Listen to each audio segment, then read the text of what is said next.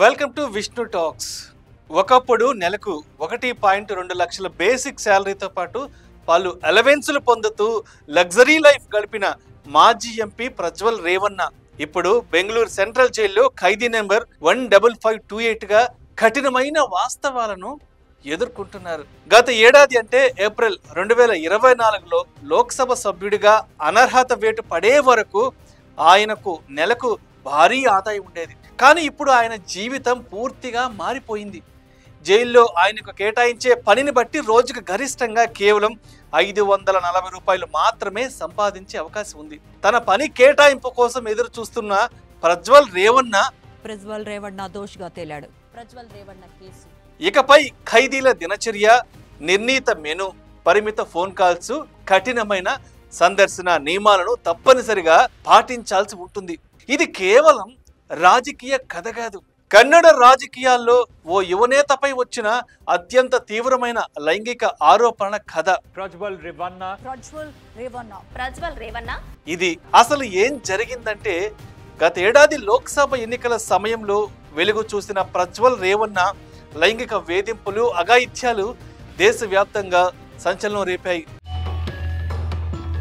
ఈ వ్యవహారంపై దర్యాప్తునకు కర్ణాటక ప్రభుత్వం సిట్ను కూడా ఏర్పాటు చేయగా ప్రజ్వల్ రేవన్న బాధితులు 100లోనే ఉన్నారనేది తేలింది.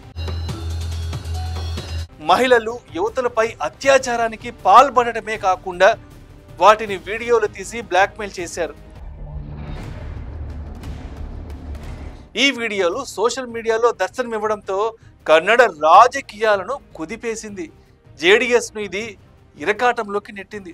గతేడాది పార్లమెంట్ ఎన్నికల సమయంలో ప్రజ్వల్ రేవన్న లైంగిక దోపిడీలు, దారుణాలు వెలుగులోకి రాగా దేశవ్యాప్తంగా సంచలనం సృష్టించిన విషయం అందరికీ తెలిసిందే.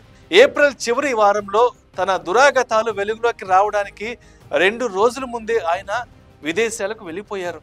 తీవ్ర ప్రయత్నాల అనంతరం 2 నెలల తర్వాత స్వదేశానికి తిరిగి వచ్చిన ప్రజ్వల్ను బెంగళూరు అంతర్జాతీయ విమానాశ్రయంలోనే అరెస్ట్ చేశారు.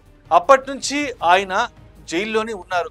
బాధితురాలు ప్రజ్వల్ రేవన్న తల్లి భవానీకి స్వయాన మేనత్త కుమార్తె. కాంగ్రెస్ జేడీఎస్ ప్రభుత్వంలో రేవన్న మంత్రిగా ఉన్నప్పుడు ఆమెకు పాల కేంద్రంలో పని ఇప్పించారు. ఆ తర్వాత బీసీఎం హాస్టల్లో వంట మనిషిగా 2015లో ఆమెను వారి ఇంట్లో పనికి చేర్పించారు. ఆ ఇంట్లో పనికి చేరిన 4 నెలల తర్వాత నుంచి ప్రజ్వల్ ఆమె లైంగిక దోపిడీకి పాల్పడుతూ వచ్చాడు. పండ్లు ఇచ్చే వంకతో స్టోర్ రూమ్కు పిలిచి వేధించేవాడని, వంటగదిలో ఉన్నప్పుడు అసభ్యంగా తాకేవాడని బాధితురాలు వాంగ్మూలం ఇచ్చింది.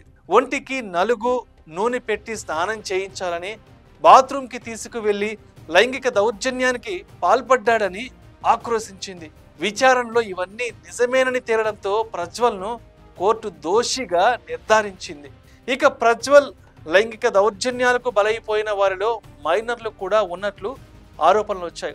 బాధితుల్లో మైనర్ల నుంచి 50 ఏళ్లు పైబడిన మహిళలు ఉన్నారనే ప్రధాన ఆరోపణ. జేడీఎస్ నేతపై ఫిర్యాదు చేసిన బాధితురాలు తన కుమార్తెకు వీడియో కాల్ చేసి అసభ్యంగా ప్రవర్తించినట్లు ఆరోపించారు. లైంగిక దాడులకు పాల్పడి వీడియోలు తీసి వాటి సహాయంతో బాధితులను బెదిరించినట్లు ఆరోపణలు వెల్లువెత్తాయి. లోక్సభ ఎన్నికల సమయంలో ఈ వీడియోలు సోషల్ మీడియాలో వైరల్ అవ్వడంతో ప్రజ్వల్ వ్యవహారం వెలుగులోకి వచ్చింది. ఈ వీడియోల్లో మహిళల ముఖాలు స్పష్టంగా కనిపించాయని పోలీసులు తెలిపారు. ఈ వ్యవహారం జేడీఎస్ను తీవ్రంగా దెబ్బతీసింది. ప్రజ్వల్ను తాత దేవేగౌడ స్వయంగా పార్టీ నుంచి సస్పెండ్ చేశారు. ఆయన లైంగిక ప్రవృత్తికి రాజకీయ భద్రత ఉండదని స్పష్టం చేశారు.